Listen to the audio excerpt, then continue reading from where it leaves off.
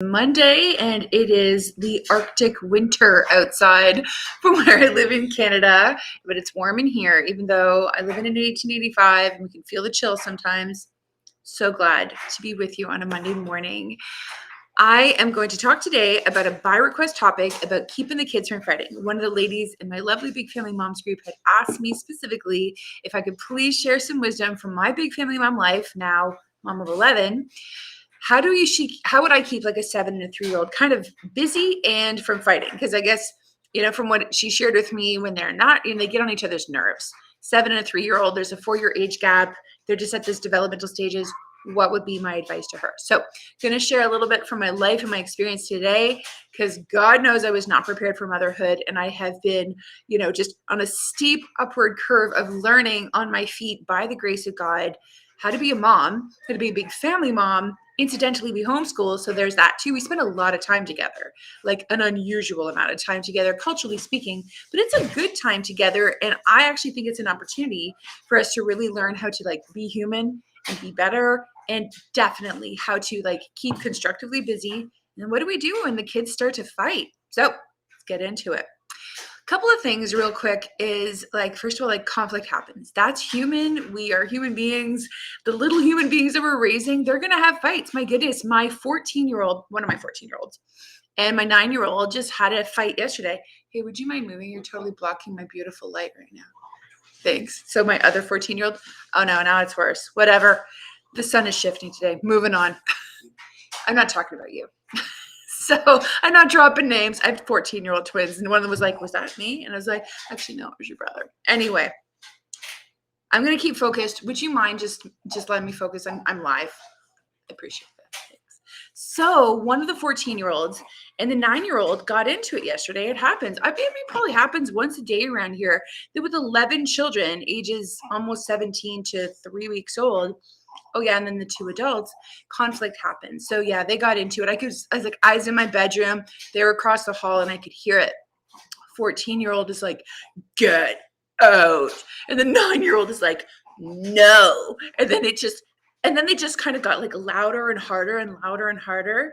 And I think deeper too, because my 14-year-old, I think, was trying to employ just a fear tactic, but it was kind of a bluff because he's not going to hit. He's not prone to violence. He wasn't necessarily going to attack his brother, but he was like, get out. And the 9-year-old was like, no. The 14-year-old was just trying to do something I'd asked him to do. I'd asked him to go get the 2-year-old up. It was super simple. And anyway, I'll tell you how the story ends in a minute.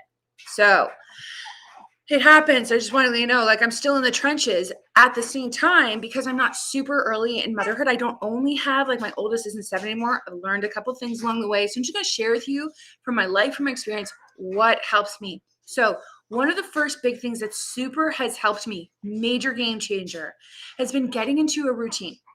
Just getting our life into a routine that's flexible enough that it can flex in the season of busyness. We just had a baby, 3-week-old, who's literally behind the laptop right now. She's settling down.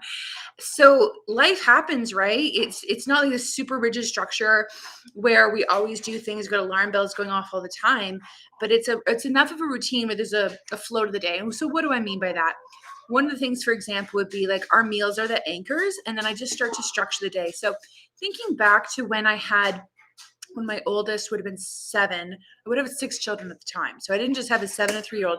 There's that factor to keep in mind too. If you only have 2 children who are 4 years apart in that, 7 and 3-year-old range, having a routine, a structure for their day, and giving them activities to do within the flow of that day, whether you homeschool or not, but when you're at home with the kids and they have a dependable routine that flexes in the season of life when things are busy, when it's summer, when it's winter, when it's school, when it's after school, when you can flow with it. You can flow if somebody's been ill or we've taken some time off for some reason. That's what I call a flexible routine. So it has structure and it has resilience to just go with the flow when the winds blow and life happens, or you have a baby, or you have an illness, or you need to step on the gas or ease off. That has helped me so much. Not only me, but children, from what I understand, developmentally, just as human beings, they respond really well when they know when the world is more predictable, when they know, more or less what's happening. We get up at such and such a time, Monday through Friday. Maybe we ease up more on the weekend. You get to design your schedule. There's no rules here. You don't have to do it like me. You do it like you. I can give you some pointers of what really works well, particularly in a big family structure, but it works just as well with 2 kids. So yeah, like we have our morning routine. The kids know what to expect when they get up, what's expected of them and what they can expect of us.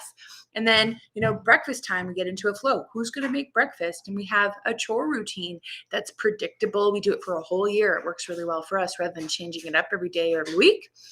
And then we just go through the flow of our day, like I said, with meals acting as anchors. So the kids know at around our house, breakfast is at 8, lunch is at 12:30, supper's at 5:30. We got, snacks in between. And those in between those meal posts, those little anchors, we also have little structured activities. So when my oldest was 7 and we had just started homeschooling, I broke everything down into like little half an hour increments because that's kind of their attention span. So it's for a 3-year-old, depending on your 3-year-old, might be a 15-minute attention span. So I just start to give them little structured activities. Okay, in the morning, I knew, and I didn't write it down, but I just knew after breakfast, it's free play for about 45 minutes because after about 45 minutes, things are going to go downhill. If I expect you to have the attention span to stay focused, like maybe, a 14-year-old would or a 44-year-old would.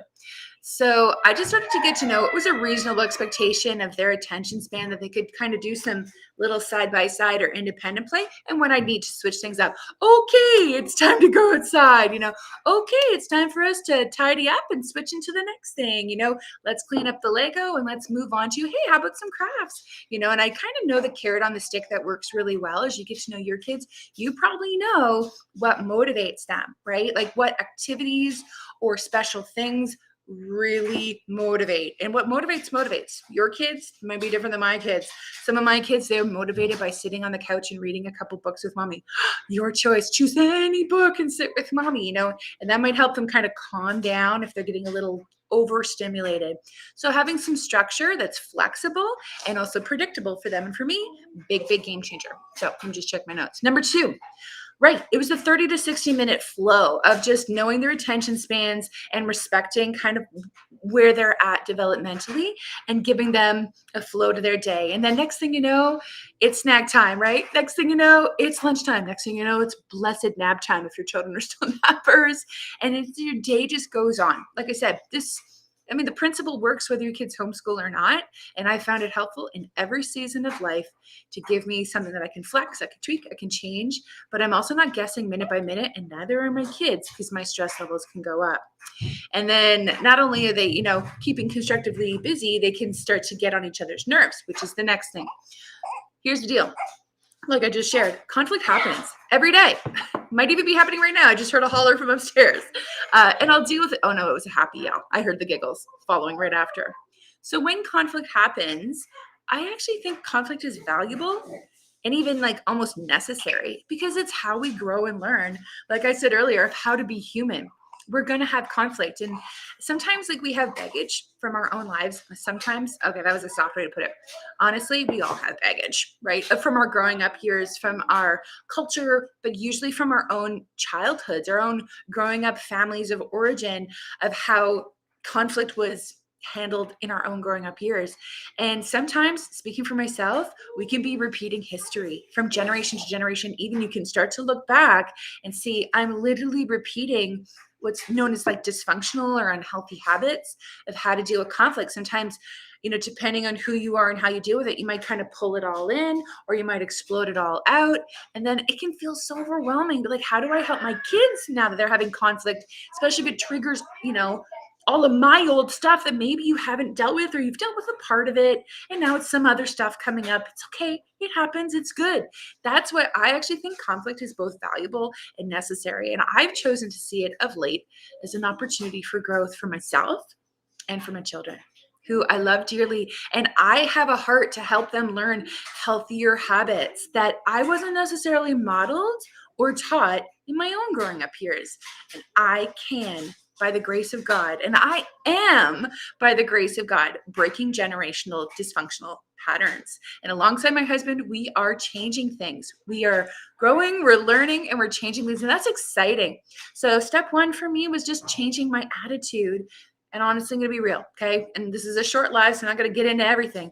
But finding some resources, some support, some help, whether professional or in my church circles and, my friend circles and all of the above, to help me do some heart work and deal with some of my stuff that I'm just doing on auto repeat in my own family now, that is not serving them well. It's not helping them learn how to live with conflict or get into a routine for that matter.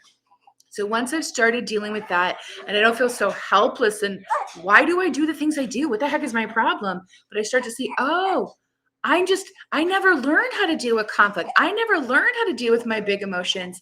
But once I start to, then I can model that to my kids. So for example, what I did with my 14 and 9-year-old, I took something that I've been learning and I knew it in my head, but it's been sinking deeper in my heart lately, which is just a very simple calm down technique. And then modeling it to them and talking to them individually. So I was like, okay, first of all, I did not just jump into that. I said, both of you stop right now, separate. I'm going to go calm down. I was in the middle of getting dressed. I'm going to finish getting dressed and then we're going to talk about what just happened. But for right now, I just separated the two because obviously it wasn't going anywhere. Yes, no, ugh. I came back 5 minutes later once I was more poised and calm. I finished brushing my hair and putting in my earrings and I was calmer and I was like, okay, guys, let's real quick, we all want to go to breakfast. Let's just talk it out, resolve it and move on. One of my kids still needed some help, so I just helped him with some quick breathing. Nothing woo-woo, but literally just in the nose, out the mouth. Calm your body, calm your mind. I'm with you. We're going to resolve this. And we did. And I just real quick walked them through some simple conflict resolution with my 14-year-old, just talking to him in a way that was working really good for him. I stayed calm. I looked him in the eyes. I had a pleasant smile. And I was able to help him see why he was resorting to growling angrily at his brother and saying, get out, why that? And he was able to see, as I asked him some questions, that he was feeling frustrated and actually deep down scared because his brother in the past recently hasn't honored him and left. So we were able to work through a little bit of forgiveness and give him a strategy and say, you feel helpless? He's like, yeah, I do. I feel like there's nothing I can do when he's like that, Mom. And I'm like, but is it true? Are you really helpless? Is it true, bud? Are you really helpless? And he's like, no. And I'm like, because where's your going to help in this house? Your ultimate help is from the Lord. Where's your help been provided in the home? And he's like, you and Dad. And I'm like, exactly. I'm right across the hall. If your brother is not honoring your your totally respectable request, and you said, hey, buddy, I'm getting 2-year-old up. Would you please leave? So if you've asked him and he's dishonoring you, we have a step 1, step 2 technique where I say, you just do step 1. And if he's not obeying the family rules that you've reminded him of, real calm, real cool, go ahead to step 2 and I'll take it from there. You keep your cool. You keep your calm. You keep your self-control and self-respect. You choose your choices. We've had these conversations before. And he was like, yeah, okay. He just needed a reminder that when that happens, when that conflict escalates, keep cool, get some help. I'm right across the hall. I got your back. And I was able to turn to the 9-year-old and then talk to him separately and say, hey, buddy, why were you saying no, no, no? And then we were able to dig a little deeper through some conflict resolution techniques that I have learned. And once he'd calmed down and breathed a little bit, because he was still kind of agitated, he was like, I was scared I wouldn't get to see, little Nico. And I was like, let's dig into that a little bit and talk to, it was so cool that I was able to do that because my parents didn't do that with me. They didn't know how. Their parents sugar didn't teach them, right? They didn't learn it in school. I didn't learn it in school. So I loved that opportunity that I was able to keep calm, sit with my kids and walk them through a situation, figure out what was really going on. They both had a chance to apologize to each other and then boom, we were done. We went to breakfast. New day, right? And I kept my calm through it all. Listen, that wasn't me at the beginning. I've learned this stuff. I've had heart work. I'm still journeying through that when stuff comes up because God's like, hey, Tara, guess what? There's more. And I'm like, oh, yeah, there's more. And I am not hopeless. I actually get more excited than overwhelmed like I used to in the past when God would bring up stuff. And now I'm walking alongside my kids, not only in a good rhythmic routine, it super helps, but also when the conflict arises, I don't feel helpless. I don't feel hopeless and overwhelmed. I'm like, hey, this happens. I have strategies. I have help from the Lord. We're going to work this out. So just want to share real quick, just some of the stuff that I do, because I had been asked by special request for some tips and advice from a big family mom who's just maybe a little further ahead in the life journey than if you're a bit younger than I am and your kids are a bit younger. So if this is resonating with you and you're like, oh, big family mom support and help, I get you, because I didn't have it in the early years. Feel free to come and check out the Big Family Moms community that I am very active in on Facebook. The link is in the description of this video. You're more than welcome to come and check it out. And I just want to let you know that I'm with you. Like, I'm with you. I might be a little ahead of you. So I'm definitely going to share with you what I have learned, some of it the hard way. There's other moms in the group who love to come alongside you, cheer you on, brainstorm together, and encourage each other. That's why I call the groups Big Family Mom, from struggling to growing in grace, because that's my heart, to grow in God's grace, one step at a time. Even if it's like sliding back some days, we're still moving forward by God's grace, and able to now help our children in ways that we maybe didn't have help when we were younger, and we just can feel overwhelmed by that. But here's the truth. You have help from the Lord and help from other moms. And I am so honored to be able to come alongside you and help you in that journey, and to encourage you and give you practical help as well, right? So there's that. Thank you for meeting with me today on this live. And if you're catching it later, feel free to drop a comment below how this has blessed you, or pop on over in the group if you're not there yet. I'd love to meet you there. Take care. God bless you, and I'll see you